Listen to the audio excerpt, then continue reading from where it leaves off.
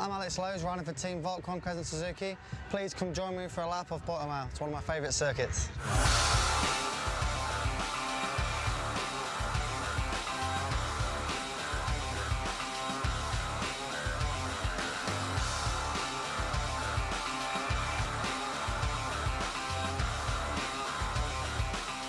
Alex, Portimao, we hear a lot about this place being unique and, you know, on its own and not like any other track. Just what is it that makes this place so special? I think there's a few different things. Obviously, it's a little bit like my local track in England, a place called Cadwell Park, which is one of my favourite tracks, but it's a lot bigger, a lot faster, and sort of there's a lot more change of direction. It's a lot longer. So yeah, you know, it's fast. There's some slower sections, a lot of places to pass. There's a lot of change of direction. There's a lot of changes of camber. There's everything you want in a racetrack, really, and it's difficult for the riders. It's quite physical, and it's also. Let's have a look.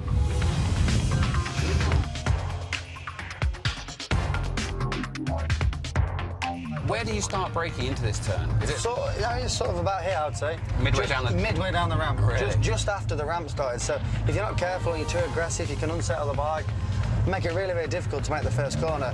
In practice, I'm pretty sure you'll see a lot of the guys sort of through practice 1, through practice 2, or if the wind changes, sort of running on here because it is quite difficult to make the apex. But it's a very important place because obviously it's one of the sort of prime passing places on the track. Turn 2, the little bump on the way in, which is getting worse, is sort of sets the slide off. You actually come through turn 2 on the superbike on a good lap, a rear sliding, and you're sort of trying to pick a focus point on the outside here before hard braking into turn 3, which is probably one of the slowest corners on the track, but it's quite difficult.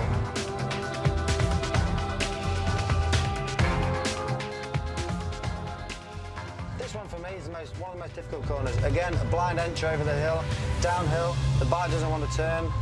There's a massive bump on the way in, one change of camber on the way in, you go over a rise, and then the main part of the corner is quite easy. As we're approaching now on the exit, there's another change of camber, so the superbikes will be spinning from here, and this is my favourite part.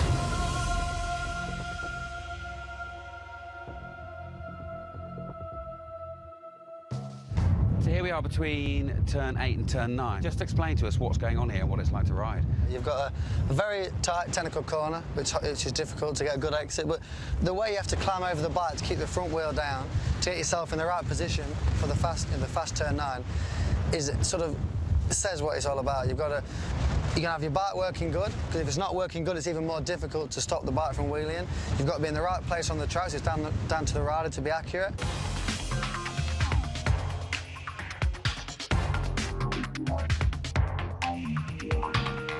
10 and 11, but obviously 11 is where it really tightens up. You've really got to hit a late apex here to get a good exit down the hill and up the other side. If you don't quite get it right, you lose speed here. Like we said on the other section, you lose speed then for the next 2 corners. So very hard to find a reference, and also very hard to stop the bike because you're at lean angle and the bike just wants to go straight. Obviously, as you pick the gas up here, it wants to wheelie, it wants to go out to the left, and the only thing you want to do is get to the right, set yourself up for the next corner. So if you're a bit aggressive, a bit offline, another example of how the track can really work against you if you're not accurate and your bike's not working.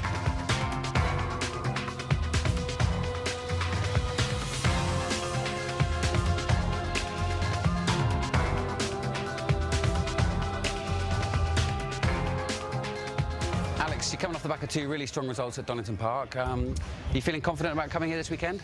Yeah, like I said, it's a great track. It's a challenge I really enjoy. The team are working as hard as they can.